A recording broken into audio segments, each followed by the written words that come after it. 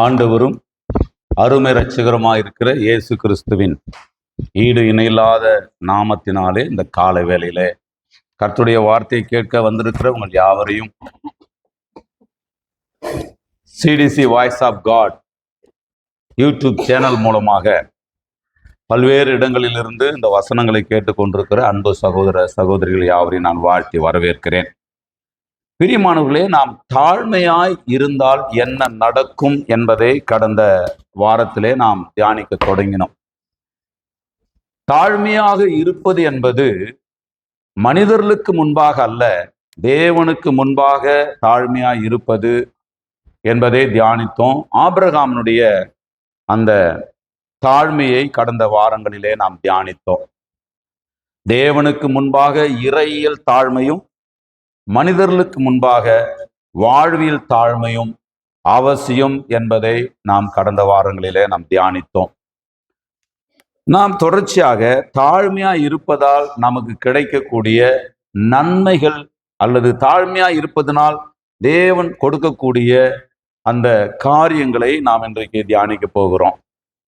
தேவனுக்கு பிடிக்காத முதல் காரியம் எது? தேவனுக்கு பிடிக்காத முதல் காரியம் பெருமை. தேவன் ரொம்ப அருவருக்கிற காரியம் பெருமையை தேவன் அருவருக்கிறார். பெருமை என்றால் என்ன? தேவனுடைய கோட்பாடுகளுக்கு எதிர்த்து நிற்பது, அதை தவிர்த்து விடுவது, அதை ஏற்றுக்கொள்ளாமல் போவது. பெருமைனா சரியா முதல்ல நமக்கு புரியணும். பெருமை என்பது நல்ல ஏதோ சில காரியங்களை சாதிப்பது. சிலருக்கு நம்ம ஒரு கார் வாங்கியிருக்கிறோம். ஏறக்குறைய 29 வருட ஊழியத்திற்கு அப்பால் இந்த கிராமத்துல, திருவண்ணாமலை மாவட்டத்துல, சேத்துப்பட்டு தாலுகாவில் தேவிகாபுரம் என்கின்ற ஒரு கிராமத்துல கடந்த ஒரு 27 ஆண்டுகளுக்கு மேலாக, முழு நேர ஊழியத்துக்கு 29 வருஷம் ஆகுது. இந்த கிராமத்துக்கு 27 வருஷங்கள் ஏறக்குறைய ஆகுது. இப்ப எங்கேயாவது நம்ம எதனா ஒரு ஊழியர் மீட்டிங்கோ அல்லது ஏதாவது ஒரு இடத்துக்கோ போனா, நம்ம 27 வருஷமா ஊழியத்தை கடந்த பின்னாடிதான் இந்த இடத்தை தொற்றுக்கிறோம்னு யோசிக்கிறது இல்ல. எல்லாம் பெருமையா காட்டிக்கிறாங்க. ஊழியக்காரங்க தங்களை பெரிய ஆளா காட்டிக்கிறாங்க, பெருமைவாதிகளா காட்டிக்கிறாங்க. எப்ப 27 வருஷ ஊழியத்துக்கு அப்பால் ஒரு 6.25 லட்சம் ரூபாய் காரு வாங்குற பெருமை, அதுவும் 24 மாசம் டியூ போட்டு. அப்ப இதெல்லாம் அன்னைக்கு நிறைய பேர் அப்படி யோசிக்கிறாங்க, அப்படி சிந்திக்கக்கூடிய மக்கள் உண்டு. ஒரு நார்மல் வெள்ளை துணியிலிருந்து கொஞ்சம் பளிச்சுன்னு ஒரு வெள்ளை துணிக்கு மாறினா அதை பெருமையாய் பார்க்கக்கூடிய மக்கள் உண்டு. விசுவாசிகளிலும் அப்படிப்பட்டவர்கள் உண்டு, புறஜாத மக்களிலும் அப்படிப்பட்டவர்கள் உண்டு. கொஞ்சம் சில காரியங்களை, என்னுடைய ஆசைனா சில சமயங்களை உங்க வீடுகள், உங்களுடைய மற்ற பொருட்களை நான் பார்க்க நேரிடும் பொழுதெல்லாம் என் மனசுக்குள்ள என்ன தோணுடானா, ஆண்டவரே இத தொடக்கமா வச்சுக்கங்க, இவங்களுக்கு இது முடிவா இருக்கக்கூடாது, இது இவங்களுடைய தொடக்கமா இருக்கணும். கர்த்தர் இன்னும் இவர்களை வர்த்திக்க பண்ணுவீராக. கர்த்தர் இன்னும் சிறப்பானவைகளை கர்த்தர் இவர்களுக்கு கொடுப்பீராக. சிறப்பான ஆற்றலையும் அறிவையும் வளர்ச்சியும் விவேகத்தையும் கர்த்தர் கொடுப்பீராக. சிறந்தவர்களாய் பூமியில நான் உண்டு பண்ணின சகல ஜாதிகளிலும் உங்களை கீர்த்தியும் புகழ்ச்சியுமாய் வைப்பேன் என்று சொன்னீரே, அப்படிப்பட்டவர்களாக கர்த்தர் இவர்களை நிலை நிறுத்துவீராக. அதான் அப்படி சொல்லிதான் ஆசீர்வதிக்கிறது கர்த்தருக்கு. அப்ப தாழ்மை, அதாவது பெருமை என்பது நல்லா புரிந்து கொள்ளணும். பெருமை என்பது என்ன அப்படின்னு சொன்னா, தேவன் ஏற்படுத்தி வைத்திருக்கிற அவருடைய உபதேசங்களை, அவருடைய ஏற்பாட்டை, அவருடைய கோட்பாட்டை நான் ஏற்றுக்கொள்ள மாட்டேன் என்பதும், அதை எதிர்ப்பதும், அதை கண்டும் காணாமல் விட்டு போய்விடுவதும் தான் பெருமை. இப்படிப்பட்ட பெருமை உள்ளவர்களுக்கு தேவன் என்ன பண்றாராம்? எதிர்த்து நிற்கிறாராம். சிலருக்கு பூமியிலே எதிர்த்து நிற்பாரு. பூமியில எதிர்த்து நிற்கிறவங்க அவருடைய லிஸ்ட்ல ஜீவ புஸ்தகத்துல பேரு இருக்கிறவங்களுக்கு பூமியில எதிர்த்து நிற்பாரு. யார் பேரு ஜீவ புஸ்தகத்துல இல்லையோ அவங்களை எதிர்த்து நிற்க மாட்டாரு, ஃபைனல்ல எதிர்த்து நிற்பாரு. தேவன் அப்பப்போ நம்மளை குற்றப்படுத்தி, அப்பப்போ நம்மளை ஆவிக்கேற்ற நிலையில துக்கப்படுத்தி, அப்பப்போ நம்மை வார்த்தையை கொண்டு, ரத்தத்தை கொண்டு, கிருபை கொண்டு சீர்படுத்துவாரானால் நாம் பாக்கியவான்கள், பாக்கியவதிகள். அவ்வப்போது தேவனுடைய ஆவியினால் நாம இன்னும் கொஞ்சம் ஆண்டவரை நெருங்கணும், இன்னும் கொஞ்சம் தேவனுடைய வார்த்தையை புரிந்து கொள்ளணும், இன்னும் கர்த்தருக்கு உகந்ததாய் மாறணும், இன்னும் சபையினுடைய சத்தியத்தினுடைய அடிப்படையில சபையின் ஒழுங்குகளுக்குள்ள வரணும் என்கின்ற அந்த புரிதலுக்குள்ளே நீங்கள் நடத்தப்படுவீர்களானால் நீங்கள் ரொம்ப சேஃபான ஜோன்ல இருக்கிறீங்கன்னு அர்த்தம். சரி, ஒன்னு ராஜாக்களின் புஸ்தகம் 21ஆம் அதிகாரத்திற்கு யார் கையில மைக் கொடுத்திருக்கிறீங்கப்பா? ஒன்னு ராஜாக்களின் புஸ்தகம் 21ஆம் அதிகாரம் நான் உங்களுக்காக வாசிக்கிறேன். 21ஆம் அதிகாரம் 1 ராஜாக்களின் புஸ்தகம் 21 எடுத்துக்கங்க. அதுல 28ஆம் வசனம் 29ஆம் வசனத்தை நான் உங்களுக்கு வாசிக்கிறேன். 1 ராஜாக்கள் 21, 28, 29. அப்பொழுது கர்த்தருடைய வார்த்தை திஸ்பியனாகிய எலியாவுக்கு உண்டாயிற்று. அவர், ஆகாப் எனக்கு முன்பாக தன்னை தாழ்த்தினதை கண்டாயா? அவன் எனக்கு முன்பாக தன்னை தாழ்த்துகிறபடினால் நான் அவன் நாட்களில் அந்த பொல்லாப்பை வரப்பண்ணாமல் அவன் குமாரன் நாட்களில் அதை அவன் வீட்டின் மேல் வரப்பண்ணுவேன் என்றார். சரி, எல்லாரும் 1 ராஜாக்களின் புஸ்தகம் 21ஆம் அதிகாரம் 28ஆம் 29ஆம் வசனங்களை நீங்கள் எடுத்துக்கொள்ளுங்கள். அன்புக்குரிய தேவ பிள்ளைகளே, இந்த சம்பவத்தை கொஞ்சம் நான் விலைக்கு சொல்லிட்டு நான் அதனுடைய கருத்துக்குள்ள செய்திக்குள்ள போகலாம் என்று நான் ஆசைப்படுகிறேன். 21ஆம் வசனத்துல நீங்க அந்த 21ஆம் அதிகார தொடக்கத்துல அந்த பாத்தீங்கன்னு சொன்னா, நாபோத் என்கின்ற ஒரு தேவனுடைய மனிதன் இருக்கிறான். அவனுக்கு இஸ்ரவேலில ஆகாபின் அரண்மனை ஆண்டையில, அதாவது சமாரியாவில் இருக்கக்கூடிய அந்த அரண்மனை ஆண்டையில அவனுக்கு ஒரு திராட்சை தோட்டம் இருக்குது. இந்த நாபோத் என்பவனுக்கு அவனுடைய பிதாக்களுடைய சுதந்திரமாக ஒரு திராட்சை தோட்டம் இருக்கிறது. அது எங்க இருக்குதுன்னா, ஆகாப் என்கின்ற இஸ்ரவேலின் ராஜாவுடைய அரண்மனைக்கு பக்கத்தில் இருக்குது அது. அப்போ இந்த அப்ப என்ன செய்யறான் அப்படின்னா, இந்த திராட்சை தோட்டத்தை மொத்தமா நம்மோட இடத்தோடு சேர்த்துடலாம், நம்முடைய கீரை கொள்ளைகளை போட்டு வச்சிருக்கிறான். அங்க திராட்சை தோட்டம் அழகா இருக்குது. இவன் அதை என்ன பண்ண விரும்புறான்? கீரை கொள்ளையாக்க விரும்புறான். வேற ஒரு இடத்துல நான் உனக்கு வந்துட்டு திராட்சை தோட்டத்தை நான் கொடுக்குறேன், அல்லது அதுக்கேற்ற பணத்தை நான் வேணா கொடுக்குறேன், நீ என்ன பண்ணு, இந்த திராட்சை தோட்டத்தை எனக்கு கொடுத்துரு என்று நாபோத்துக்கிட்ட இந்த ஆகா போய் கேட்கிறான். நாபோத் ஒரு சாதாரண விவசாயி, ஆகாப் இஸ்ரவேலின் ராஜா. இவன் போய் கேட்கிறான் நாபோத்து கிட்ட போயிட்டு, எப்பா எப்பா இங்க வா, உன்னுடைய திராட்சை தோட்டம் என்னுடைய அரண்மனைக்கு பக்கத்தில் இருக்குது, என் நிலங்களோடு உன் திராட்சை தோட்டமும் இருக்குது, அதனால நான் அந்த இடத்தை எனக்கு கொடுத்துரு, நான் அதை விட சிறப்பான திராட்சை தோட்டத்தை உனக்கு கொடுக்குறேன், இல்லைன்னா அது எந்த ரேட்டுக்கு போகுமோ அந்த பணத்தை நான் கொடுக்குறேன். இப்ப நாபோத்து சொல்றான், ஐயா அது நான் சம்பாரிச்சது கிடையாது, என்னுடைய பிதாக்களின் சுதந்திரம், அது என்னுடைய பிதாக்களின் சுதந்திரத்தை நான் உங்களுக்கு கொடுக்க கூடாது, கொடாதபடிக்கு தேவனாகிய கர்த்தர் என்னை காப்பாராக அப்படின்னு இவன் சொல்றான். உடனே இவன் கோச்சிக்குன்னு பொணைக்கின்னு வீட்டுக்கு வந்துடுறான். வந்து அவனுடைய ரூம்ல போயிட்டு குப்புறப்படுத்துக்கிறான், முகம் குப்புறப்படுத்துக்கிறான். இவனுடைய மனைவி யாருன்னா, சீதோனிய ராஜாவானாகிய ஏல் பாகால் என்பவனுடைய குமாரத்தி. கவனிச்சா மட்டும்தான் ஆண்டவர் எந்த அளவுக்கு ஒரு மோசமான ஒரு வாழ்க்கையில சூழ்நிலையில சிக்கின ஒரு மனிதனை தாழ்த்தினதினால் ஆண்டவர் அவனுக்கு இரக்கத்தை காட்டினார் என்பது நமக்கு புரியும். ஆகாப் இஸ்ரவேலின் ராஜா, யெகோவா தேவனை உருவமற்ற நிலையில இருக்க ஆராதிக்க அழைக்கப்பட்டிருக்கிற யெகோவா தேவனை வணங்கக்கூடியவன். இவன் சீதோனிய ராஜாவுடைய குமார்த்தியாகிய ஏல் அந்த யெசபேலை இவன் கல்யாணம் பண்றான். அதுவே தப்பு இல்ல, பாவம். சரி, இந்த யெசபேல் என்ன பண்றா, இவன் வீட்டுல வந்துட்டு முகம் குப்புற படுத்துட்டு இருக்கிறவனை பார்த்துட்டு, என்ன அவங்களுக்கு நேரிட்டது, இந்த மாதிரி நாபோத்து கிட்ட போயிட்டு நான் திராட்சை தோட்டத்தை கேட்டேன், அவன் கொடுக்க மாட்டான்னு சொல்றான். இஸ்ரவேலில நீ ராஜா தானே, இதுக்கெல்லாம் போய் நீ அழுதுட்டு உட்காந்து இருப்பியா, இதுக்காக போய் துக்கமுகமா இருப்பியா, இதுக்கு போய் நீ சோர்ந்து போயிடுவியா, விட்டு நான் பாத்துக்கிறேன் அப்படின்னு இந்த அம்மா என்ன பண்ணுதுறான்னா, அந்த ஆகாபின் பெயரால் ஒரு நிருபத்தை எழுதி அங்க இருக்கக்கூடிய பேலியாளின் மக்கள் வேண்டப்படாத சிலர்கள் கையில கொடுத்து மூப்பர்கள் எல்லாம் கூட்டி மக்களுக்கு முன்னாடி நிறுத்தி தேவனையும் ராஜாவையும் நாபோத் அவமதித்தான்னு சொல்லி அவன் மேல கல் எறிஞ்சு கொல்லுங்கன்றான். அந்தபடியே செய்யறாங்க. கொன்னுட்டாங்க. நாபோத்து செத்துட்டான். நாபோத்து செத்துட்டான்ற செய்தி எசபேலுக்கு வருது. எசபேல் இதை கொண்டு போய் யாருக்கு சொல்ல போறா? ஆகாபுக்கு சொல்ல போறா. ஏஞ்சுக்கிறியா? நீ பேசிட்டு வந்தா நான் முடிச்சுட்டு வந்தேன். ஹலோ, சில நேரங்கள்ல ஆண்கள் சாஃப்ட் கார்னரா இருக்கிறாங்க, பெண்கள் தான் வந்துட்டு ரொம்ப டேஞ்சர் டிசிஷன்லாம் எடுக்கிறது. சரி பரவாயில்ல, இருந்துட்டு போட்டோம். அதை பேசணும்னா இது போயிடும், இதை பேசணும்னா அது போயிடும். அதனால நம்ம எதை பேச வந்தோமோ அதே பேசுவோம். என்ன சொல்றீங்க? கர்த்தர் நல்லவர். அப்பப்போ அது ரைமிங் வரும், அதெல்லாம் கண்டுக்கூடாது. ஏசு நல்லவர். பக்கத்துல சிரிக்கல, ஏன் அப்படி முறைச்சிக்கிட்டே இருக்கிறீங்க இல்லையா?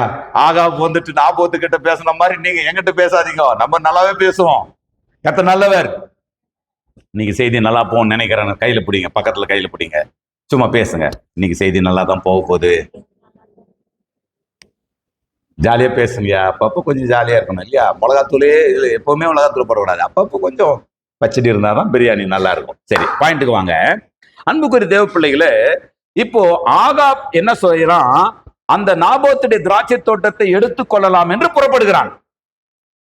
இப்போ அந்த 21ஆம் அதிகாரத்துல 17ஆம் வசனம், 27ஆம் அதிகாரத்துல 17ஆம் வசனம், கர்த்தருடைய வார்த்தை திஸ்பியனாகிய எலியாவுக்கு உண்டாயிற்று. அவர் இதே வசனம் தான் 28லயும் நாம பார்க்கிறோம். 21ஆம் அதிகாரம் 28ஆம் வசனத்தை சொல்றதுக்கு முன்னாடி 17ஆம் வசனத்தை சொல்லி இருக்கிறாரு. ஏஞ்சிப்போ எலியாவே, ஏஞ்சிப்போ. என்ன சொல்லு? நீ கொலை செய்ததும் நீ எடுத்துக்கொண்டதும் இல்லையோ என்று கர்த்தர் சொல்லுகிறார். நாய்கள் நாபோத்தின் ரத்தத்தை நக்கின ஸ்தலத்திலே 21ஆம் அதிகாரம் 19ஆம் வசனம், நாய்கள் நாபோத்தின் ரத்தத்தை நக்கின ஸ்தலத்திலே உன்னுடைய ரத்தத்தின் நாய்கள் நக்கும் என்று கர்த்தர் சொல்லுகிறார். நான் சொல்லல.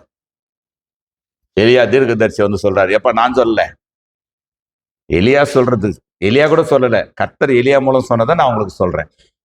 இப்போ இதான் அங்க நடக்கிற ஒரு வரலாற்று சம்பவம். இந்த செய்தியை வந்து ஆகாபுக்கு வந்து எலியா வந்து இவ சொன்ன உடனே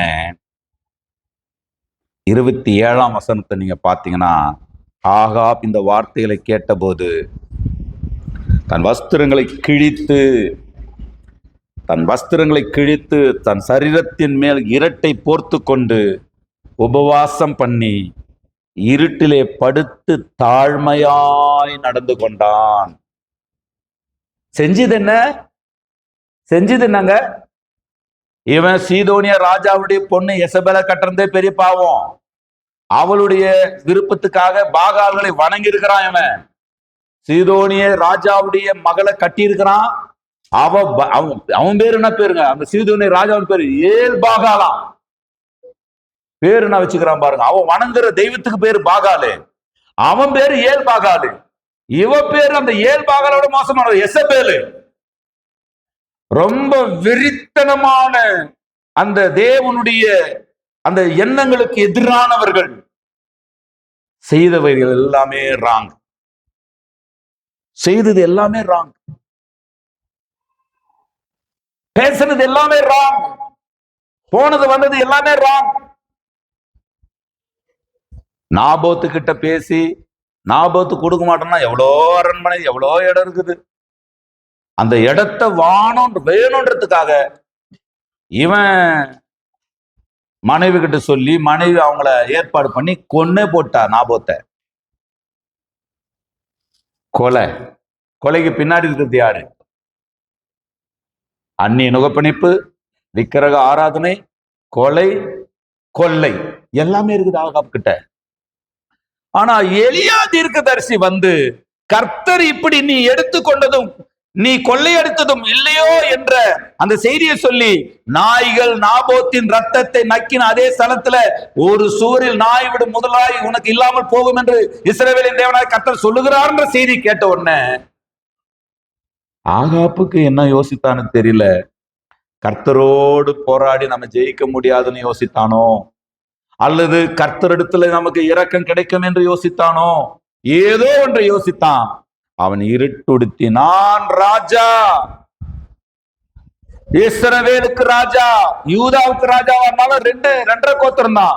இஸ்ரவேலுக்கு ராஜா நான். என் மனைவி யார் தெரியுமா? என் மனைவி ரொம்ப ரொம்ப பயங்கரமான ஒரு ஒரு ஒரு ஸ்மக்லர், பெரிய கேங் லீடர். என் மனைவி பேக்ரவுண்ட் பெருசு. நான் ராஜா, என் மனைவி ராஜா குமாரத்தி. என்கிட்ட வந்து எனக்கு சுவர் விட நாய் முதலா இல்லாம போகுது என்று என்னை சபிக்கிறியா? புடுறா அவனை அப்படின்னு சொல்லியிருக்க வாய்ப்பு இருக்குதா இல்லையா? சொல்லியிருக்கலாமா, சொல்லியிருக்கூடாதா? அப்படின்னு சொல்லியிருக்கிறானுங்க ராஜாக்கு. பைபிள் இருக்குது, அதெல்லாம் இப்ப சொல்ல முடியாது, இருக்குது. ஆனா கர்த்தருடைய வார்த்தை என்று வரும்பொழுது நம்முடைய நிலைமையில், தேவன் விரும்புகிற அந்த நிலைமைகளில் நாம் இல்லை என்று நாம தாழ்த்தி கொள்ளணுமே தவிர, கர்த்தருடைய வார்த்தை இருந்துட்டு போட்டோம் ஆனா நான் யார் தெரியுமா அப்படின்னு நிக்க கூடாது. கர்த்தருடைய வார்த்தை என்கின்ற அந்த சத்தத்திற்கு ஆகாப் அப்படியே நடுங்க ஆரம்பித்து விட்டான். 5 காரியங்கள் இந்த சம்பவத்திலிருந்து நாம கற்றுக்கொள்ள போகிறோம். முதல் காரியம் தாழ்மை. நீங்க 17 வசனத்தெல்லாம் நம்ம 17 கர்த்தருடைய வார்த்தை தான் உருவாகுது. 28லயும் யாருடைய வார்த்தை தான் உருவாகுது இல்லையா? கர்த்தர் தாங்க சொன்னாரு. என்ன சொன்னாரு? கர்த்தர் தான் சொன்னாரு, நீ போ, அவனுக்கு இந்த தண்டனை நடக்கும்னு சொல்லுன்றாரு. அந்த வார்த்தை கேட்ட உடனே தாழ்மையாய் ஒரு ராஜா என்கின்றதை மறந்துட்டான். அப்படியே பணிந்து ஆண்டருடைய சமூகத்திலே குனிந்து ஆண்டருடைய வார்த்தைக்கு தன்னை தாழ்த்தின பொழுது என்ன நடந்துச்சுன்னு சொன்னா, கர்த்தர் அவனுக்கு செய்யணும்னு நினைத்த அந்த ஆபத்தை தள்ளி வைத்தார். தாழ்மை நமக்கு வரக்கூடிய நம்முடைய பாவங்களால், நம்முடைய அக்கிரமங்களால், நம்முடைய துணிகரங்களால், நம்முடைய அறியாமைகளால், நம்முடைய பலவிதமான தேவையற்ற நட்புகளால், பழக்கங்களால், வழக்கங்களால் நமக்கு உண்டாகிற ஆபத்தை, நமக்கு வரப்போகிற ஆபத்தை நம்முடைய தாழ்மை தள்ளி வைத்து விடும். தாழ்மையாய் நடந்து கொண்டது ஆபத்தை தள்ளி வைக்கிறது. ஆபத்தை தள்ளி வச்சாவே ரெண்டாவது என்ன உண்டாகுதுன்னா, அங்க மனம் திரும்புகிற வாய்ப்பு கிடைக்கும். ஒருத்தருக்கு நீங்க வாய்ப்பு கொடுக்காமலே தண்டிக்க கூடாதுங்க. ஒருத்தருக்கு வாய்ப்பை கொடுக்காம தண்டிக்க கூடாது. ஒருத்தருக்கு மனம் திரும்புகிற வாய்ப்பை கொடுக்காமல் ஒருத்தர்கிட்ட பேசி ஒருத்தரை புரிய வைத்து அவர்களை, ஆண்டவர் அப்படித்தான் இருக்கிறாரு பாருங்க. ஆண்டவர் வந்துட்டு அப்படியே ஒரு தவறை கண்டுபிடிச்ச உடனே, ஒரு குற்றத்தை கண்டுபிடிச்ச உடனே, ஒரு குறைய பார்த்த உடனே அப்படியே ஜட்ஜ்மெண்ட் சிங்காசனம், அப்படியே நியாய தீர்ப்பு சிங்காசனத்தை தூக்கிட்டு வந்து உட்காந்துட்டு அப்படி புலன் விசாரணை எல்லாம் ஒண்ணும் பண்றது கிடையாது. ஆண்டவர் ஒரு மனிதனுடைய, ஒரு மனுஷனுடைய, ஒரு குடும்பத்தினுடைய, ஒரு கூட்டத்தினுடைய குறைவுகளை உடனே நியாய தீர்ப்பின்ற அடிப்படையில் போறதில்ல.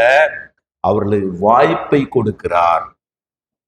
அவர்களுக்கு மனம் திரும்புவதற்கான வாய்ப்பை கொடுக்கிறார். தண்டனையை உடனே நிறைவேற்றினால் மனம் திரும்புகிற வாய்ப்பு இல்லாமல் போய்விடும்.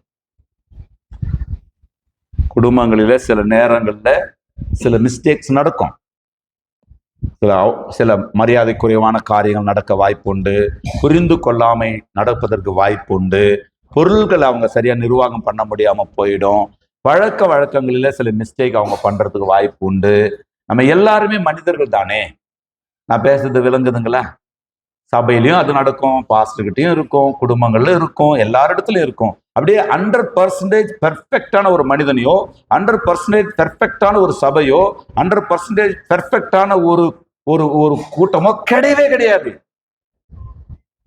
அப்போ நாம என்ன பண்றோம்? நாம தாழ்த்தி ஆண்டவருடைய வார்த்தை ஒவ்வொரு வாரமும், ஒவ்வொரு வீட்டு கூட்டங்களிலும், ஒவ்வொரு வேத பாட வகுப்புகளிலும், ஒவ்வொரு தனிப்பட்ட சந்திப்புகளிலும், அல்லது ஒவ்வொரு தனிப்பட்ட அந்த கூட்டமாய் கூடி 5 பேர் 10 பேராக நாம கூடி பேசுகிற அந்த வேலைகளில ஆண்டவருடைய வார்த்தையும் விருப்பமும் வெளிப்படும் பொழுது நம்முடைய இருதயத்தை கடினப்படுத்தாமல், ஆண்டவரே என்னை நீங்க நேசிப்பதினால், வேதம் சொல்லுகிறது, தேவன் தான் நேசிக்கிற புத்திரனை சிட்சிக்கிறார். எதில் சிட்சிக்கணும்? சரீரத்துல எல்லாம் சிட்சிக்க கூடாது பிரியமானவர்களே. நிறைய பேருக்கு இது புரிய மாட்டேங்குது. சரீரத்துல சிட்சிக்கிறது காயத்தை தான் உருவாக்கும், மாற்றத்தை உண்டாக்காது. நான் பேசுறது விளங்குதா சகோதரர்களே? சரீரத்துல நீங்கள் உங்களுடைய மனுஷருடைய கோபங்கள் தேவனுடைய நீதியை நடப்பிக்க மாட்டாதே. நம்மள தோத்து போயிருக்கிறோம். மனுஷ கோபங்களை வெளிப்படுத்தி தேவ நீதியை நிறைவேற்றணும்னு சொல்லி தோற்று போயிருக்கிறோம். மாற்றங்கள் வரணும்னு சொல்லி கோபப்பட்டு அந்த மாற்றங்கள் வரல. மாறாக நாம் வார்த்தையை கொண்டு ஆவிலே சிச்சிக்கும் பொழுது அந்த மாற்றங்கள் வருகிறது. எனக்கு புரியுது என்ற செய்தி மாத்திரம் கலைஞர் சொல்லுங்க. ஒருவரை காயப்படுத்துவதனால், ஒருவரை நாம சரீரத்தை அவர்களை புண்படுத்துவதனால் அல்லது அவர்களை சரீரத்தில் அசிங்கப்படுத்துவதனால், அவமானப்படுத்துவதனால், சரீரத்தில் அவர்களுக்குரிய உரிமைகளை பறித்து விடுவதனால் அவர்களை நாம் மாற்றி தேவனுடைய நீதிக்கு கொண்டு வர முடியாது. மாறாக தேவனுடைய நல் வார்த்தைகளினால் மலையை உடைக்கத்தக்கதான, கண்மலைகளை பிழைக்கத்தக்கதான, வனாந்தரங்களை அதிரத்தக்கதான, மெழுகு போல பர்வதங்களை உருக பண்ணுகிற தேவனுடைய வார்த்தையை கொண்டு அவருடைய இருதயமாகிய ஆவியை நாம் சிட்சிப்போம் என்றால், அந்த இருதயமாக ஆவியில் அவங்க எடுக்கிற தீர்மானம் தான் அவர்களை ஆத்மாவிலும் சரீரத்திலும் தேவ நீதிக்குரியவர்களாக மாற்றும். நான் இதை ஒத்துக்கிறேன்றவங்க மாத்திரம், ஒத்துக்கிறவங்க சொல்ற அல்லேலூயா சொல்லுங்க பார்க்கலாம். அப்படியானால் தாழ்மை என்பது, ஆகாப்பு எவ்வளவு நமக்கே பொறுக்கல இல்லையா? ஆகாப்பு எவ்வளவு மோசமான ஒரு நபர், அப்பாவியான ஒரு மனிதனை கூப்பிட்டு அவன் நிலத்தை கொடுக்க மாட்டேன்ற ஒரு காரணத்தினால, அவன் நிலத்தை ஏன் கொடுக்கல? என் பிதாக்களின் சுதந்திரத்தை நான் கொடுக்க முடியாது, இது நான் சம்பாரிச்சது கிடையாது, என் தகப்பன் சம்பாரிச்சு கொடுத்திருக்கிறாரு, என் தகப்பனுடைய சிலுவையின் மரணத்தினால் இது சம்பாதிக்கப்பட்டிருக்கிறது, என் தகப்பனுடைய ரத்தம் சிந்துதலினால் இது சம்பாதிக்கப்பட்டிருக்கிறது, என்னுடைய தகப்பன் என் மேலே வைத்த அந்த நேச அன்பை, என் தகப்பன் என் மேல வைத்திருக்கிற ரட்சிப்பின் முத்திரையை, என் மேல என் தகப்பன் வைத்திருக்கிற இந்த அக்னி அபிஷேகத்தை நான் உன்னுடைய விருப்பத்திற்காக, உன்னுடைய சுயநலத்துக்காக நான் இதை விற்று போட முடியாது அப்படின்னு சொன்னதுனால இப்போ அவன் கொல்லப்படுகிறான். நான் பேசுறது புரியுதுங்களா? தேவனுடைய விருப்பங்கள் நம்ம மூலமாக வெளிப்படணும். தேவனுடைய விருப்பங்களை நிறைவேற்றுகிறவர்களாய் நாம் ஒவ்வொருத்தரையும் நம்ம பிடிக்க ஆரம்பிக்கணும். தேவனை மகிமைப்படுத்துகிற ஒரு கூட்டமாய் நம்ம அப்படி பார்க்கணும் மக்களை. ஒவ்வொருத்தரும் அப்படிதான் பிரயாசப்படணும். சிந்திங்க தயவு செய்து. ஆனா இவ்வளோ பிரச்சனை உள்ள இந்த ஆகாப்ப தாழ்த்தின உடனே ஸ்டேட்மெண்ட்டை மாத்துறாரு பார்த்தீங்களா? ஆகாப், ஏன் எலியாவே, என்ன ஆண்டவரே பாத்தியா? என்ன ஆண்டவரே? இல்ல பாத்தியா? அதான் ஆண்டவரே. என்ன ஆகாப் எனக்கு முன்பாக தாழ்த்தினதை பாத்தியா? எலியா என்ன நினைச்சிருப்பாரு? கர்த்தாவே ஸ்தோத்திரம். யோனா சொல்லுவாரு, ஆண்டவரே நான் அங்க இருக்கும்போது நான் என்ன சொன்னேன்? நான் அங்க இஸ்ரவேல்ல இருக்கும் போதே நான் என்ன சொன்னேன்? நீங்க ஆடுவீங்க, மூடுவீங்க, கடைசியில உங்க இரக்கத்துக்கு முடிவே இல்லை அப்படின்னு சொல்லிட்டு நீங்க என்ன பண்ணுவீங்க? காப்பாத்துவீங்க. அதனாலதான் நான் வரல சொன்னேன். பாத்தீங்களா? அங்க இருந்தே சொல்லிட்டு வந்த பாத்தீங்களா? தாழ்மை ஆபத்தை தள்ளி போடுகிறது. தாழ்மை ஆபத்தை தவிர்க்கிறது. ஆழ்மை மனம் திரும்புதலுக்கான வாய்ப்பை நமக்கு ஏற்படுத்துகிறது. தாழ்மை தேவனுடைய கோபத்தை தணிக்கிறது. தாழ்மை என்பது என்ன? எதற்காக தேவன் நம்மை ஏற்படுத்தி இருக்கிறாரோ, எதை தேவன் செய்ய வேண்டும் என்று விரும்புகிறாரோ அந்த காரியங்களை செய்வதற்கு எந்த நிபந்தனையும் இல்லாமல், எந்த நிர்பந்தத்தையும் அவருக்கு கொடுக்காமல் முற்றிலும் அதை செய்வதற்கு நம்மை தாழ்த்துவதற்கு பேர் தான் தாழ்மை. அர்ப்பணிப்பதுக்கு பேர் தான் தாழ்மை. அப்படியானால் ஒரு தாழ்த்தி நடந்து கொள்றத, ஒரு முழங்கால் ஏன் போடுறோம் அப்படின்னு சொன்னா, ஏன் முழங்கால் போட சொல்றோம் அப்படின்னா, அது தாழ்மைக்கு அடையாளமா இருக்கிறது. அது பக்தி அல்ல, ஆனா பக்திக்கு உதவி செய்யும். கர்த்தருக்கு ஏன் மனிதர்களுக்கு முன்பாக வாழ்வியல் தாழ்மையை காட்ட சொல்றேன்னு சொன்னா, நம்ம ஆண்டவரோடு நம்ம இறையில் தாழ்மையா இருக்கிறோம் என்பதன் வெளிப்பாடு மனிதர்களுக்கு முன்பான வாழ்வியல் தாழ்மை. புரிகிறவர்கள் மாத்திர கரங்களை உயர்த்தி அல்லேலூயா சொல்லுங்க. நாங்கள் தேவனுக்கு முன்பாக நாங்கள் உண்மையா இருந்துருவோம், தேவனுக்கு முன்னாடி தாழ்மையா இருந்துருவோம். ஆனா மனிதர்களை நாங்க அசட்டை பண்ணுவோம், மனிதர்களை நாங்க ஜஸ்ட் லைக் தட்டா நடத்துவோம் அப்படின்னு சொன்னா, நீங்க தேவனுக்கு முன்பாக நீங்கள் இல்லை என்ற அர்த்தம். தாழ்மை கர்த்தருடைய கோபத்தை என்ன பண்ணுதான்? தணிக்கிறது. தாழ்மை தேவனுடைய சித்தத்தை என்ன பண்ணுதான்? மாற்ற வல்லது. இஸ்ரேல் மக்கள் என்ன பண்றாங்கன்னா, கன்றுக்குட்டிகளை உண்டாக்கி அவங்க பெருசா அட்டகாசம் பண்றாங்க. மோசே இறங்கி வராரு, இவங்களெல்லாம் அடிச்சு நான் திம்சம் பண்ணிடுறேன், உன்னை பெரிய ஜாதியாக்குற என்னை விடுன உடனே மோசே அங்க ஒரு வார்த்தை சொல்லப்பட்டிருக்கிறது, கெஞ்சி பிரார்த்தித்தான்.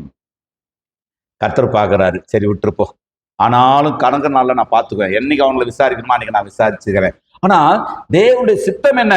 இன்னைக்கே மொத்த பேரைய கொன்றணும். நீங்கள் தாழ்மைப்படும் பொழுது, கர்த்தருக்கு முன்பாக நம்மை நாம் தாழ்த்தும் பொழுது, வார்த்தையின் வெளிச்சத்திலே நாம் வாழ நம்மளை தாழ்த்தும் பொழுது, தேவ மனிதர்களுக்கு முன்பாக, தேவனுடைய மனிதர்கள் ஒருவருக்கு ஒருவர் நாம் தாழ்த்தி கொள்ளும் பொழுது, தேவனுடைய சித்தத்தையே நம்முடைய தாழ்மை மாற்ற வல்லமை உள்ளதாக இருக்கிறது. அவன் குடும்பத்தை அழிக்கணும்னு தேவன் சொல்லிட்டு ஆண்டவர் சொல்றாரு, இல்ல இல்ல, இப்ப தாழ்த்திட்டதுனால அவனுடைய நாட்களை நான் அதை நிறைவேற்ற போறதில்ல, அவன் குமாரன் நாட்கள் நிறைவேற்றுறேன். நான் காலையில் உட்கார்ந்து யோசித்தேன், ஆண்டவர் குமாரனும் அதே மாதிரி தாழ்த்திட்டா என்ன பண்ணுவீங்க ஆண்டவரே? அவன் பேரன் காலத்துல பேரனும் தாழ்த்திட்டா, அவன் பேரனுக்கு அவனும் தாழ்த்திட்டா, நீ தாழ்த்திட்டே இருந்தா தண்டனை இல்லாம பரலோகம் போயிடலாம். புரிஞ்சவங்க மாத்திரம் சத்தத்தை உயர்த்தி வரல இல்லையா சொல்லுங்க. உங்களுடைய பிதாக்கள் உங்களுக்கு கற்றுக் கொடுக்கிற தாழ்மையின் அடிச்சுவடுகளை தவிர்த்து விடாதிருங்கள் வாலிபர்களே. உங்க பெற்றவர்கள் உங்களுக்கு முன்பாக, உங்களை பெற்றவர்கள் ஒரு ஊழியக்காரனோடு எப்படி நின்று பேசுறாங்கன்னு நீங்க சிந்திக்கணும். ஒரு வீட்டுக்கு போயிருக்கிறேன், சில அந்த பிள்ளைகளுக்கு அது தெரியலையான்னு தெரியல, வாலி பிள்ளைகள் தான். சில வீடுகளுக்கு நாம எப்பயாவது சில நேரங்கள்ல மற்ற வீடுகளுக்கு போகும்போது அவங்க அது இதுல எல்லாம் போய் என்ன தப்பு இருக்குது? சாதாரணமா பெற்றவங்க எழுந்து நின்று கர்த்தருக்கு ஸ்தோத்திரம் பண்றாங்க, பெற்றவங்க அப்பா எழுந்து நின்று கர்த்தருக்கு ஸ்தோத்திரம் பண்றாரு, பிள்ளைகள் எழுந்து நின்று கர்த்தருக்கு ஸ்தோத்திரம் பண்றாரு. பிள்ளைகள் அது அது அது பாவமா பாஸ்டர்? அப்ப நாங்க எழுந்து நின்று ஸ்தோத்திரம் பண்ணாதது பாவமா? பாவம் இல்லை. ஆனா தாழ்மைக்கு அடையாளமாக சில ஒழுங்குகள் பூமிக்குரிய வாழ்க்கையிலே இருக்கிறது. சில விஷயங்கள் நேரடியா பைபிள்ல இப்படி இருக்கணும் அப்படி இருக்கணும்னு சொல்லி இல்ல, ஆனால் மறைமுகமாக நம்முடைய ஆவிக்குரிய வாழ்க்கைக்கு நாம் சகலமும் நல்லொழுக்கமாகவும் கிரமமாய் செய்யப்பட கடவுது என்று சொல்லப்பட்டிருக்கிறது. தாழ்மையினாலேயே பல லட்சங்களை அடைந்தவர்கள் உண்டு. ஒரு கம்பெனிக்கு ஒருத்தர் வேலைக்கு போறாரு, ஏறக்குறைய ஒரு 300 பேர் வேலை செய்யக்கூடிய ஒரு கம்பெனி அது. அந்த கம்பெனி வேலைக்கு போறாரு. அந்த கம்பெனியுடைய ஓனர், அந்த தாய், அந்த தகப்பன், அந்த வேலைக்கு போன ஒருத்தன் அந்த தாய் தகப்பனுக்கு ஒரு பிள்ளையை போல பணிவிடை செய்கிறான். மற்றவங்க எல்லாம் வராங்க, வேலை செய்யறாங்க, சம்பளம் வாங்குறாங்க, போயிடுறாங்க. மாச சம்பளமோ வார சம்பளமோ டெய்லி சம்பளமோ. ஆனா இந்த ஒரு குறிப்பிட்ட அந்த நபர் மட்டும், ஒரு சகோதரன், அவங்களுடைய எல்லா இன்ப துன்பங்களிலும் கலந்து கொள்கிறான், அவர்களுக்கு பாடு எடுக்கிறான். ஏறக்குறைய ஒரு 10-15 வருடங்கள் இப்படி பணிவிடை செய்து கொண்டிருக்கிறான். அப்புறமா தான் ஃபைனலா தெரியுது, அந்த அப்பா அம்மாவுக்கு யார் கிடையாது, பிள்ளைங்க கிடையாது. சொந்தக்காரங்க நிறைய பேர் இருக்காங்க, சொந்தக்காரங்க வராங்க போறாங்க, நிறைய பேர் வராங்க போறாங்க. ஆனா அவங்களுக்கு ஒரு ஒரு சில சரீர உபாதைகள் வரும்போது அவங்க எல்லாம் வரமாட்டேன்றாங்க. ஒரு மருத்துவமனைக்கு தூக்கிட்டு போகணும், தூக்கிட்டு வரணும், ஏதோ ஒண்ணு பண்ணணும், எடுக்கணும், பிடிக்கணும், கழுவணும் அப்படின்னா அவங்க எல்லாம் யாரும் வரமாட்டேன்றாங்க. ஆனா இவன் ஒரு ஒரு சகோதரனா, ஒரு ஆணா இருக்கின்ற போதிலும் அவன் அதை இறங்கி போய் செய்யறான், எல்லா வேலையும் செய்யறான். நடந்தது என்ன தெரியுமா? இன்றைக்கு சென்னையில ஒரு பழுப்பு கம்பெனி, சாட்சி இங்கிருந்து வச்சிருந்தா பேசுறேன், நாம் இருக்கக்கூடிய செய்யார் பகுதிக்கு போறதுக்கு முன்னாடி இருக்கிற ஒரு பழுப்பு கம்பெனி. இந்த 2 கம்பெனிக்கும் ஒரு வேலை செய்ய போனவர் இன்றைக்கு அதிபதியா இருக்கிறார். கர்த்தருக்கு காரணம் என்ன? ஒரு தாழ்மை பல 1000 ஆசீர்வாதங்களை கொண்டு வந்து விடும். ஒரு பணிவு பல 100 நன்மைகளை நமக்கு கொடுத்து விடும். உலக பிரகாரமே மாத்திரமல்ல, தேவனுடைய கோபத்திலிருந்து நம்மை அது காப்பாற்றும், தேவனுடைய தண்டனையிலிருந்தும் அது நம்மை காப்பாற்றும். தேவனுடைய சித்தம் நமக்கு விரோதமாகவே யோசித்தாராலும் கூட நாம் தாழ்த்தும் பொழுது அந்த யோசனையிலிருந்து தேவன் வெளியே வந்துருவாரு. என் புள்ள தாழ்த்தினதை கண்டாயா? அன்னைக்கு ஆண்டவர் எலியாவை பார்த்து சொன்னாரு, இன்னைக்கு பக்கத்துல உள்ள அந்த கேருதுங்களை பார்த்து சொல்லுவாரு, சேராதுங்களை பார்த்து சொல்லுவாரு, மூப்பர்களை ஜீவன்களை பார்த்து சொல்லுவாரு, என்னுடைய தாசனாகிய இன்னாரை கவனித்தாயா? அவன் எவ்வளவு தண்டனைக்கு ஏதுவான காரியங்கள் வாழ்க்கையில் இருக்கின்ற போதிலும், எவ்வளவு குறைகள் அவளுடைய வாழ்க்கையில் இருக்கின்ற போதிலும், எத்தனையோ காரியங்கள் நான் எதிர்பார்க்கிறபடி அவனுடைய வாழ்க்கையில் இல்லாத போதிலும், ஆண்டவருடைய வார்த்தை என்கின்ற அந்த சத்தத்திற்கு, தண்டனை என்கின்ற அந்த சித்தத்திற்கு அவன் தன்னை தாழ்த்துகிற நீ பார்த்தாயா? தாழ்மை நம்மை சமாதானத்தோடு இந்த வாழ்க்கையை வாழ்ந்து முடிக்க நமக்கு உதவி செய்யும். ஒரே ஒரு தாழ்மையான வார்த்தை ஒரு தேசத்தின் சண்டையை நிற்கிறங்க. ஒரு சொல் கொல்லும், ஒரு சொல் வெல்லும். ஒரே ஒரு தாழ்மை உடைந்த உறவுகளை ஒன்னாக்கிடும். ஒரே ஒரு வார்த்தை, நல்லா இருக்கிறீங்களா, ரொம்ப நாள் பேசிக்க மாட்டாங்க, நல்லா இருக்கிறீங்களா, எப்படி இருக்கிறீங்க அப்படின்ற ஒரு வார்த்தை உங்களுடைய அந்த முறுக்குத்தனமான கோபத்தை மாற்றிவிடும். இறையல் ரீதியாக நாம் ஆண்டவரோடு கூட நல்ல பலப்பட்டார் மாத்திரம் போதாது. உலகத்து பார்வைக்கு நம்முடைய வாழ்வியல் காரியங்கள் தான் தெரியும், இறையல் காரியங்கள் தெரியாது. தேவனுக்கு நமக்குமான அந்த வைராக்கிய வாஞ்சை, தேவனை அறிவது, தேவன் மேல் நமக்கு இருக்கிற தெளிவு, தேவன் மேல் நமக்கு இருக்கிற வைராக்கியம் என்பது உலகத்துக்கு தெரியாது. உலகத்துக்கு தெரிஞ்சதெல்லாம் சரீரத்துல நம்ம எதை வெளிப்படுத்துகிறோம். அதனாலதான் பொதுவான இடங்களிலே, பொதுவாய் 4 பேர் பார்க்கிற 4 பேர் இருக்கிற இடங்களிலே, தேவனுடைய பிள்ளைகள் உங்கள் அடையாளத்தை, உங்களுடைய கௌரவத்தை விட்டு கொடுக்காதீர்கள் என்று சொல்லுகிறேன். விசுவாசி தான், சக விசுவாச சகோதரர் தான், சக விசுவாசி சகோதரி தான், சக நண்பன் தான், சக தோழன் தான், சக அண்ணன் தான், சக தம்பி தான். ஆனால் ஒரு அளவீட்டின்படி அறிவு வேலை செய்ய வேண்டும்.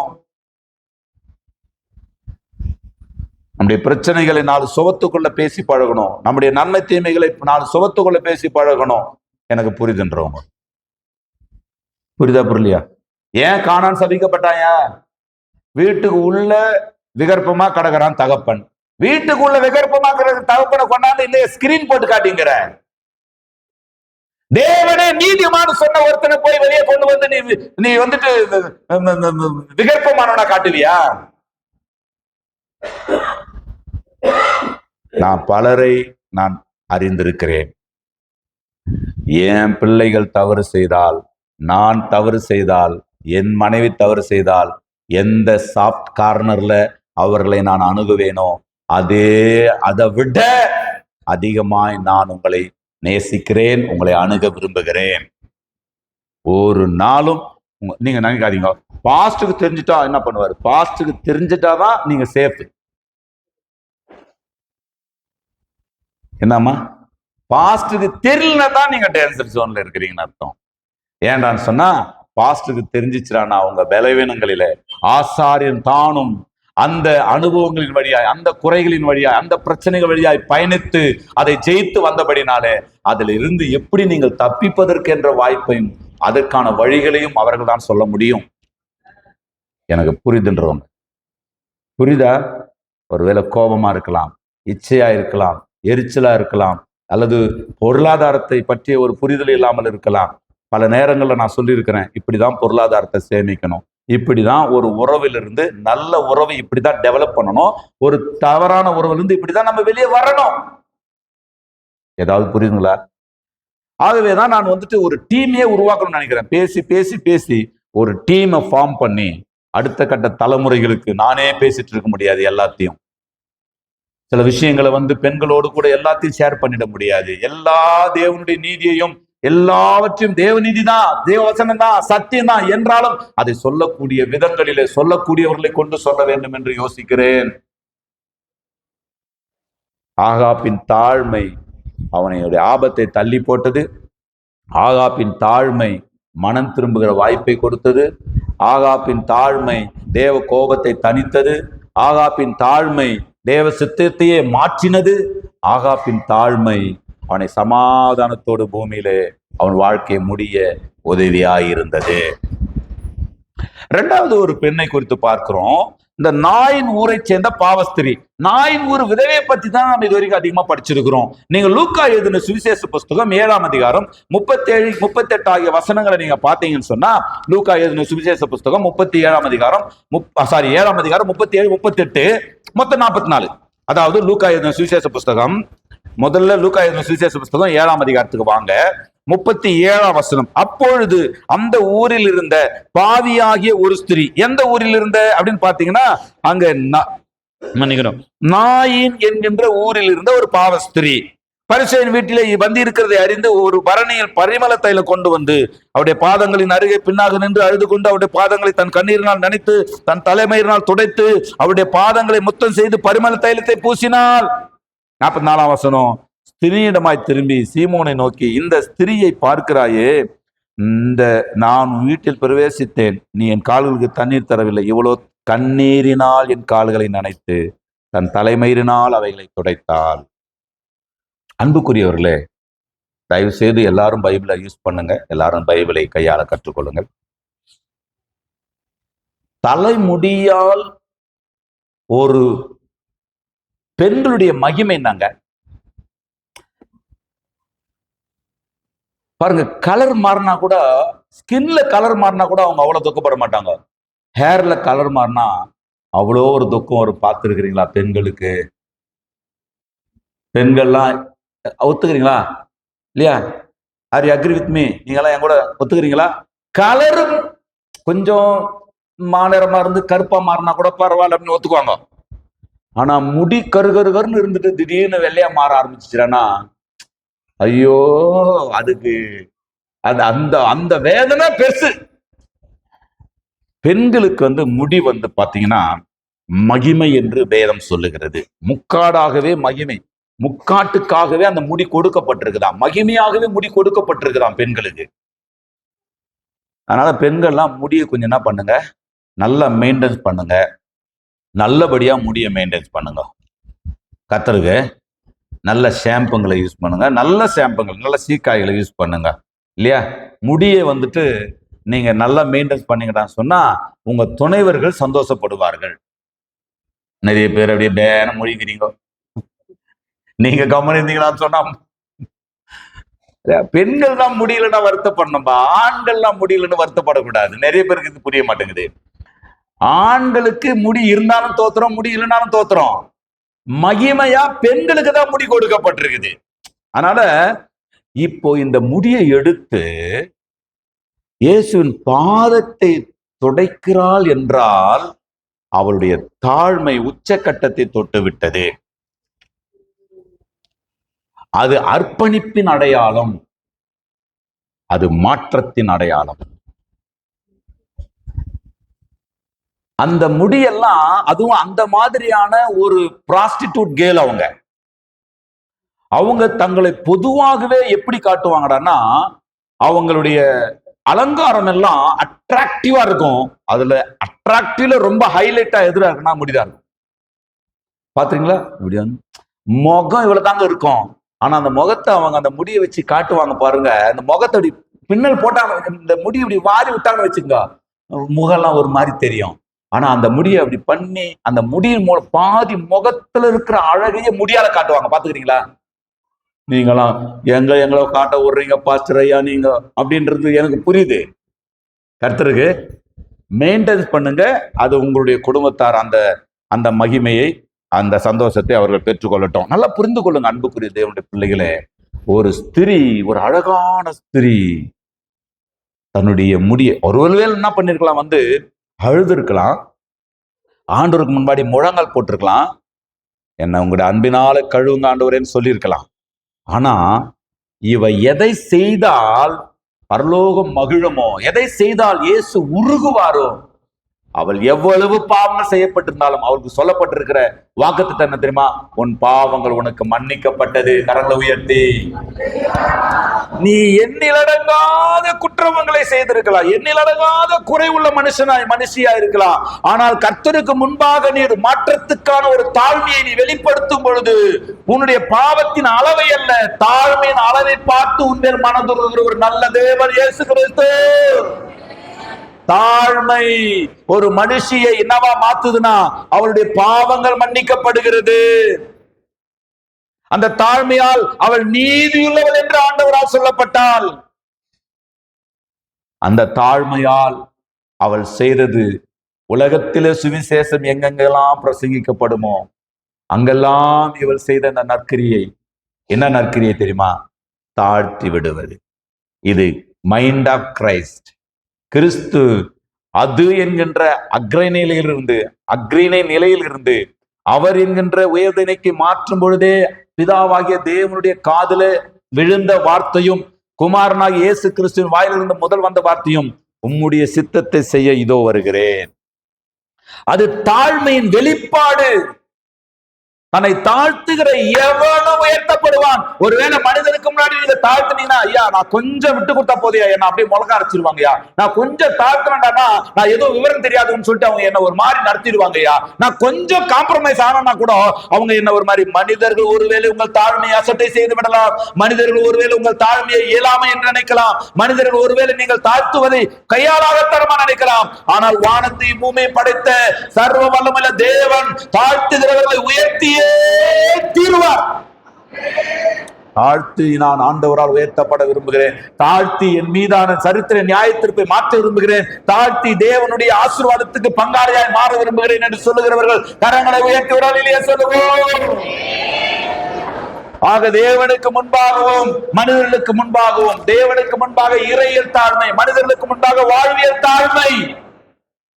நீங்கள் மனிதர்களுக்கு முன்பாக நீங்க நட்டா இருந்தீங்கன்னா தேவனுக்கு முன்னாடி நீங்க லூசா இருக்கிறீங்கன்னு அர்த்தம். மனுஷனுக்கு முன்னாடி நான் டைட்டா இருப்பேன் அப்படின்னா தேவனோடு உள்ள அந்த அன்பின் ஐக்கியத்துல நீங்க ரொம்ப லூசா இருக்கிறீங்கன்னு அர்த்தம். தமிழ் புரியுதா இல்லையா? புரியுது, ஓரளவுக்கு புரியுது. நல்லா இருக்குதாம்மா அந்த சபை? ஓகேவா? ஓகே, ஓரளவுக்கு ஓகேவா இல்ல பரவாயில்லையா? நல்லாதான் இருக்குது. கர்த்தர் நேசிக்கிறார், கர்த்தர் ஆசிர்வதிப்பார். என்னப்பா துபாய்க்காரர, இதோ போதா? ஏதோ போதியா? சரி, மூன்றாவது இல்லையா வாசனைங்கிற பிலிப்பியர் 2ஆம் அதிகாரம் 8ஆம் வசனம். பிலிப்பியர் 2:8.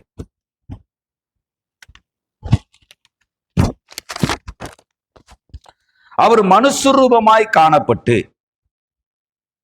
மரண பரியந்தம், அதாவது சிலுவையின் மரண பரியந்தமும் கீழ்ப்படிந்தவராகி தம்மை தாமே தாழ்த்தினார். மாற்றங்களை தேவன் கட்டாயத்தின்படி கொடுக்கவும் விரும்பல. இன்னொருவரால் நீங்க குழந்தையாய் இருந்த பொழுது குழந்தையை போல பேசினா உங்களுக்கு சந்தோஷம் வருமா? குழந்தை மாதிரி குழந்தை உங்களுக்கு சந்தோஷம் வருமா, கோபம் வருமா? என் புள்ள பாரு, என் புள்ள என்ன பேசுது தெரியுமாடி, என் புள்ள என்ன பேசு தெரியுமா? கன்சீவ் ஆனாவே நம்ம இல்லையா ஒரு பெரிய அப்படியே அப்படி வந்துடும் பாத்தீங்களா, ஒரு ஏதோ ஒரு சந்தோஷம் வந்துருமா வந்தியா? இல்ல ஏன் பிறந்த ஆய்மகனேன்றீங்களா? பிள்ளைங்களை பார்த்தா தானே பெரிய சந்தோஷம் இல்லையா? பெரிய சந்தோஷம் என்ன? வெளிநாடு போய் லட்ச லட்சமா சம்பாதிக்கிறேன், கோடி கோடியா கொடுக்குறேன். லட்ச லட்சமா சம்பாதிக்கிறது, கோடி கோடியா கொடுக்குறது ஒரு பக்கம் இருக்கட்டும். பிள்ளைகளை பார்ப்பதுதான் ஒரு பெற்றோருடைய உண்மையான சந்தோஷம், பணங்கள் அல்ல. எத்தனை பேர் ஆமேன்னு சொல்றீங்க? அது ஒரு அனுபவம். பிள்ளைகளை வாரம் ஒரு முறை ஞாயிற்றுக்கிழமை அப்படி ஒன்னா உட்காந்து, எப்ப 5-6 நாளைக்கு என் கண்ணுக்கு மறைவா போயிடு, 7வது நாள் கண்ணுக்கு முன்னாடி வா, நல்ல ஒரு ஆபிரகாமையும் ஈசாக்கு யாக்கோபையும் யார் யாரெல்லாம் இருக்கிறாங்களோ எல்லாத்தையும் சேர்ப்போம். எல்லாத்தையும் சேர்த்து சாப்பிட்டு ஒரு 1 மணி நேரம் அப்படி ரிலாக்ஸா இருந்துட்டு அதுக்கப்புறம் கண்ணுக்கு மறைஞ்சுப்போம். அப்படி ஒரு ஆசை இருக்கும் இல்லையா? இப்ப நல்லா வாங்க, இங்க பாயிண்ட்டுக்கு வாங்க. அதாவது பிள்ளைகளுடைய சந்தோஷம் நமக்கு ஒரு பெரிய சந்தோஷத்தை கொடுத்துரும், சந்ததிகளுடைய சந்தோஷம் இல்லையா? அப்போ அந்த பிள்ளைகளை உண்டாச்சு அப்படின்னாவே நம்ம பேச ஆரம்பிச்சிருவோம். அந்த பிள்ளைகளை குறித்து நம்ம ஒரு மாதிரி என்ன பண்ணுவோம், பேச ஆரம்பிச்சிருவோம். அன்புக்குரிய தேவ பிள்ளைகளே, நாம வந்துட்டு அந்த அந்த சந்தோஷத்துல, அதாவது அந்த பிள்ளைகளின் மேல் நமக்கு இருக்கிற அந்த சந்தோஷத்தினால நம்ம ஒருத்தருக்கு ஒருத்தர் பேசிக்கும்போது எப்படி பேசிக்கொண்டான்னா, அதாவது நாம ரொம்ப ஒரு அந்த சந்தோஷமே வித்தியாசமா இருக்கும் இல்லையா? ஒரு மாதிரி ஒரு வினோதமா இருக்கும். சந்ததிகளை குறித்து பேசுவோம், ஒருத்தருக்கு ஒருத்தர் பேசிக்குவோம். ஆனா அப்படி பேசுகிற அந்த காரியங்களில பொதுவாகவே நாம தாழ்மையாய் பேசினால் என்னத்தை உண்டாக்குண்டான்னா, ஒருத்தருக்கு ஒருத்தர் நம்ம பேசிக்கொள்ளும்போது தாழ்மையா பேசிக்கணும்னா என்னத்தை உண்டாக்குண்டான்னா, அது ஒரு பெரிய ஒரு உறவை பில்டு பண்ணும். அதை யார் தாழ்த்தணும்னா, யாரோ ஒருத்தர் தாழ்த்தக்கூடாது. இப்ப நான் சொல்ல வர்றது உங்களுக்கு புரியும் நினைக்கிறேன். யாரோ ஒருத்தரால நீங்கள் தாழ்த்தி கொள்வதல்ல, அவரே தாழ்த்தி கொள்வது. ஒருவரை ஒருவர், இப்போ ஆண்டவருக்கு முன்னாடி, இயேசு கிறிஸ்துவுக்கு முன்னாடி பிதாவாகி தேவன் அவரை தாழ்த்தினாரா, பிதாவுக்கு முன்னாடி இயேசு தன்னை தாழ்த்தினாரா? நான் பேசுறது புரியுதுங்களா? இயேசு கிறிஸ்து பிதாவுக்கு முன்னாடி தன்னை தாழ்த்தினாரா, இல்லைன்னா பிதாவானவர் இயேசுவை தாழ்த்தினாரா? அப்ப தன்னை தானே தாழ்த்தி கொண்டது என்பது எங்கிருந்து தொடங்குதுன்னா, இயேசு கிறிஸ்துவிலிருந்து தொடங்குது. நாம பேசிக்குவோம் இல்ல, நாம பேசும்போது பெரும்பாலும் நாம அவர்களை உயர்த்தி பேச மாட்டோம். பொதுவாவே நாம என்ன பண்ணிடுவோம்னா, நம்ம திறமைகளை உயர்த்தி சொல்லுவோம், அவர்களை ஆப்போசிட்ல இருக்கிறவங்கள நம்ம மட்டமா பேசிடுவோம். மனைவியாவே இருந்தாலும் கணவனாவே இருந்தாலும், நான் இல்லைன்னா இது நடந்திருக்காதாக்கும், நான்லாம் எவ்வளவு காலமா அவங்க கூட இல்லைன்னா நீ இதெல்லாம் செஞ்சிருக்க முடியாது, நம்ம அப்படி சொல்லிடுவோம். நாமளும் சொல்லிடுவோம், என்ன இல்லைன்னா உன்னை யாரும் வேற யாரும் இது பண்ணிருக்க மாட்டாங்க, இப்படி நம்ம எல்லாம் வாயில் திறந்து ஈஸியா பேசிடுவோம். அது மிகப்பெரிய தவறு. அது இன்னிலிருந்து மாறுவதாக. ஒருவரை ஒருவர் என்ன பண்றோம், நாம பிதாவானவருக்கு முன்பாக இயேசுவானவர் தன்னை தானே தாழ்த்துகிறார். மேன்மை என்பது தேவனுக்கு முன்பாக நம்மை நாமே தாழ்த்தி கொள்வது. அப்படி தாழ்த்தி கொண்டதுனால இயேசுவானவருக்கு என்ன நடந்ததா? வேதம் சொல்லுகிறது, 2ஆம் அதிகாரம் 10ஆம் வசனம், இயேசுவின் நாமத்தில் வானோர் பூதலத்தோர் பூமியின் கீழானோருடைய முழங்கால் யாவும் முடங்கும்படிக்கும், பிதாவாகிய தேவனுக்கு மகிமையாக இயேசு கிறிஸ்து கர்த்தர் என்று நாவுகள் யாவும் அறிக்கை பண்ணும்படிக்கும் எல்லா நாமத்துக்கும் மேலான நாமத்தை அவருக்கு தந்தருளினார். அப்படியானால் தாழ்த்துகிறது வேதாகமம் முழுவதும் நீங்க பாத்தீங்கன்னா, தாழ்த்துகிற எந்த இடத்திலும் ஆசீர்வாதங்கள் தான் வெளிப்பட்டிருக்கிறது. தாழ்த்துகிற எந்த இடத்திலும் தேவனுடைய கிருபை வெளிப்பட்டிருக்கிறது. தாழ்த்துகிற எந்த இடத்திலும் தேவனுடைய நன்மைகள், தாழ்த்துகிற எந்த இடத்திலும் தேவனுடைய மன்னிப்பு, தாழ்த்துகிற எந்த இடத்திலும் தேவன் பழைய அப்படியே அதெல்லாம் ஆகாப்ப பண்ணானா அதெல்லாம் மறந்துரு. இப்ப என்ன பண்ணிருக்கிறான், என்னை தாழ்த்து இருக்கிறான், அப்படியே பின்னானவைகள் எல்லாம் மறந்துருங்க. இன்றைக்கு நீங்கள் கர்த்தருடைய சமூகத்துல, ஆண்டவரே நீர் சொல்லுகிற வார்த்தைகளுக்கு நான் என்னை தாழ்த்துகிறேன், உம்முடைய கோட்பாடுகளுக்கு என்னை தாழ்த்துகிறேன், உம்முடைய ஏற்பாடுகளுக்கு என்னை தாழ்த்துகிறேன், நீர் நியமித்திருக்கக்கூடிய பரலோக பாதைகளுக்கு படிகளுக்கு என்னை தாழ்த்துகிறேன் சொல்லுவீர்களானால், நேற்றைய தோல்விகள் அல்ல, இன்றைக்கு காலையில சந்தித்த தோல்விகளை தேவன் மறந்து புதிய காரியங்களை நமக்காக செய்ய அவர் வல்லவராய் இருக்கிறார். தன்னைத்தானே தாழ்த்தி கொள்ளுகிற எவனும் உயர்த்தப்படுவான். இயேசுவானவர் தன்னை தாழ்த்தினதுனால யார் அவரை உயர்த்தினதான்? நீங்க தாழ்த்தினீங்கன்னா உங்களை உயர்த்த போறது ஒருவன் எனக்கு ஊழியம் செய்வானானால், ஊழியம் தாழ்மை உள்ளவர்கள் தான் ஊழியத்தை செய்து முடிக்க முடியும். தாழ்மை உள்ள ஆவி உடையவர்கள் தான் ஊழியத்தை செய்து முடிக்க முடியும். அப்படி தாழ்மையா இருக்கிறவர்களை யார் கனப்படுத்த போறதா? பிதாவானவர் கனப்படுத்த போகிறாராம். நல்லா கவனித்துக் கொள்ளுங்க. பிதாவா யாரால் இயேசுவாய் கனப்படுத்தின அதே பிதாவானவர் இயேசு கிறிஸ்துவை வானோர் பூதலகத்தோர் பூமியின் கீழானோர் யாருடைய முழங்கால்கள் முடங்கத்தக்கதாக அவருடைய நாமத்தை, எல்லா நாமங்களுக்கு மேலான நாமத்தை அவருக்கு தந்தருளின அதே பிதாவானவர் ஆண்டவராக இயேசுவின் அடிச்சுவடுகளை பின்பற்றி நாம் நம்மை தாழ்த்துவோமானால், அதே குமாரனுடைய மகிமைக்குரியவர்களாக, அதே குமாரனுடைய சிங்காசனத்துக்குரியவர்களாக, அதே குமாரனுடைய ஆவிக்குரியவர்களாக நம்மையும் கண்டிப்பாய் மாற்றி ஆசீர்வதித்தே தீருவார். அப்படியானால் சின்ன சின்ன தாழ்மைகள் வாழ்க்கையில் இல்லாம போயிடக்கூடாது. சின்ன சின்ன அந்த அட்ஜஸ்ட்மெண்ட்டுங்க, சின்ன சின்ன ஒரு நம்ம பெரிய ஆளா கூட இருக்கலாம். இயேசுவானவர் தேவனுடைய வார்த்தையாகிய தேவன் என்று தேவனாலே சொல்லப்பட்டாலும், ஆண்டவர் இயேசு கிறிஸ்து அந்த பிதாவுக்கு கீழ்ப்பட்டவராக, பிதாவின் வார்த்தையை, அதாவது கீழ்ப்பட்டவர்னா அர்த்தம் என்ன? கீழ்ப்படிந்தார், தாழ்த்தினார்னா அர்த்தம் என்ன? பிதாவானவர் ஏற்படுத்தின எந்த அநேகம் இல்லையா என்றாலும் தம்மாலேயும் தமக்காகவும் சகலத்தை உண்டாக்கினவர் அநேக பிள்ளைகளை மகிமையிலே கொண்டு வந்து சேர்க்கையில் அவர்கள் ரட்சிப்பின் அதிபதியை உபத்திரவங்களினாலே பூர்ணப்படுத்துவது அவருக்கு ஏற்றதா இருந்தது. அப்படியானால் உபத்திரவத்தினாலே ஒரு உலகத்தின் கூட்டத்தை அக்கிரமத்திலும் பாவத்திலும் மறிக்க போகிற அல்லது மறித்து கிடக்கிற ஒரு கூட்டத்தை உங்க கீழ்ப்படிதலினாலே, உங்க புனிதத்தினாலே, உங்க ரத்தத்தினாலே, உங்க உண்மையினாலே அவர்களை எல்லாரையும் நான் நித்திய ஜீவனிலே சேர்க்க போகிறேன் என்று ஆண்டவராகிய தேவன், பிதாவாகிய தேவன் ஏற்படுத்தின அந்த தெய்வீக கோட்பாட்டை இயேசுவானவர் மறுக்கவில்லை, எதிர்க்கவில்லை, தள்ளி போய்விடவில்லை. அது எவ்வளவு பெரிய கொடூரமான முன்பாக வைக்கப்பட்டிருந்தாலும் பிதாவினால் அது ஏற்படுத்தப்படுமானால் அது எவ்வளவு இன்பமோ துன்பமோ அதை நான் சந்தித்தே தீருவேன் என்று இயேசுவானவர் தன்னை தாழ்த்தினபடினாலே எல்லா நாமங்களுக்கு மேலான நாமங்களை பிதாவாகிய தேவன் அவருக்கு கொடுத்தார். அப்படியானால் நான் சொல்லுகிறேன், நமக்கு முன்பாக ஏற்படுத்தப்பட்டிருக்கிற வேதாகம கோட்பாடுகளை தேவன் தன்னுடைய வார்த்தையின் மூலமாய் வெளிப்படுத்தி இருக்கிற இந்த இறையல் கோட்பாடுகளை தம்முடைய பரிசுத்த ஆவியானவர் மூலமாய் நமக்கு விலைக்கு சொல்லுகிற அந்த பரலோகத்தின் படிகளாகிய அந்த உபதேச கோட்பாடுகளை, அது கடினமானதோ சாதகமானதோ, சில நேரங்கள்ல தேவன் நம்முடைய இயல்பான வாழ்க்கையை ஆற்றுவார், சில நேரங்கள்ல தேவன் நம்முடைய இயல்பான சுபாவத்தை மாற்றுவார். ஆற்றுகிற பொழுது அல்லேலூயா அப்படின்னு பாடிட்டு, மாற்றுகிற பொழுது நான் குத்தி பேசுறாரு பத்தியா, அப்படி சொல்லக்கூடாது. பாருங்க, இருக்கிறீங்களா சிரிக்கிறீங்களா? ஐயா ரெண்டுமே செய்யறையா? எல்லாம் எழுந்து நிற்கலாமா? ஜெபிக்கலாம். அல்லேலூயா. நிர்மூலமாகாததும் நிற்பதுமோ கிருபை, நிர்மூலமாகாததும்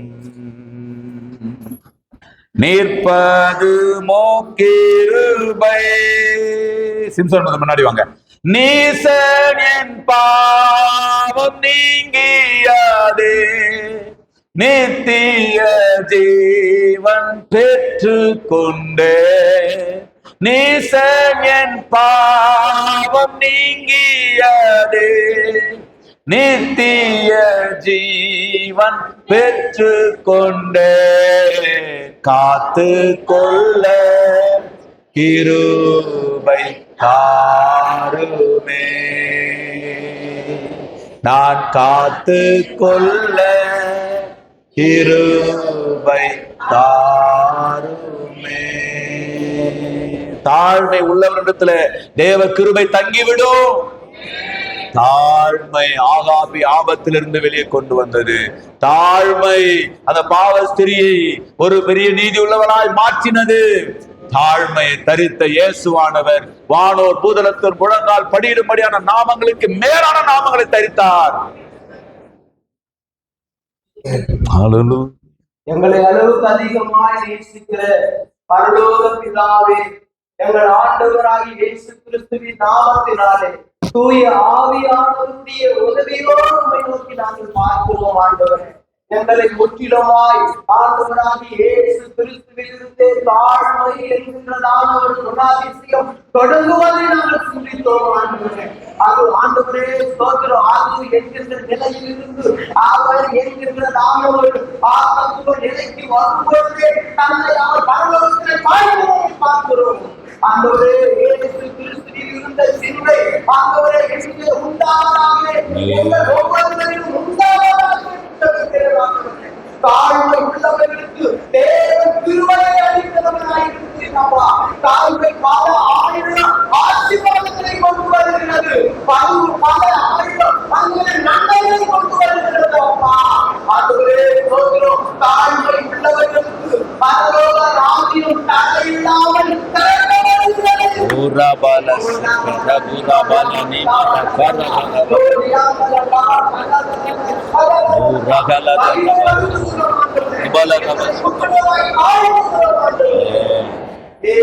கிறிஸ்துவிலிருந்த தாழ்மையை தன்னை தாழ்த்தின உடனேயே ஆண்டவரை எச்சரித்து ஆண்டவரை எளியாவின் மூலமாக மீண்டும் ஆண்டவரே அவனுக்கு வாழ்வை ஆண்டவரை மன்னிப்பை தருவதை நாங்கள் பார்க்கிறோம். ஆண்டவரே தாழ்மையாக இருந்து தேவனுடைய மன்னிப்பை பெற்று ஆண்டவரே இந்த பூமியிலே தேவனுடைய கிருபையினாலும் இரக்கத்தினாலும் தயவினாலும் சமாதானமான ஒரு வாழ்க்கை வாழ்ந்து முடித்து விடுவதே காரணம் ஐயா. எங்களை முற்றிலுமாய் தாழ்த்தி ஆண்டவராகிய இயேசு கிறிஸ்துவின் நாமத்தினால தாழ்த்தி ஜெபிக்கிறோம். ஜெபம் கேட்டு ஜீவனுள்ள எங்கள் பிதாவே. ஆமென். என் ஆத்துமாவே கர்த்தரை ஸ்தோத்திரி, என் முழு உள்ளமே அவருடைய பரிசுத்த நாமத்தை ஸ்தோத்திரி. என் ஆத்துமாவே கர்த்தரை ஸ்தோத்திரி, கர்த்தர் செய்த சகல உபகாரங்களையும் மறவாதே. ஆமே. நம்முடைய கர்த்தராய் இருக்கிற இயேசு கிறிஸ்துவினுடைய கிருபையும் பிதாவாகிய தேவனுடைய அன்பும் பரிசுத்த ஆவியானவருடைய அந்யோன்ய ஐக்கியம் வழிநடத்துதலும் சமாதானமும் நம் அனைவரோடும் சகல பரிசுத்தவான்களோடும் என்றைக்குமாய் தங்கி இருப்பதாக. அல்லேலூயா, அல்லேலூயா, அல்லேலூயா. ஒருவர் வாழ்த்திக் கொள்ளுங்கள். கர்த்தர் உங்களை ஆசீர்வதிப்பாராக. ஆமென்.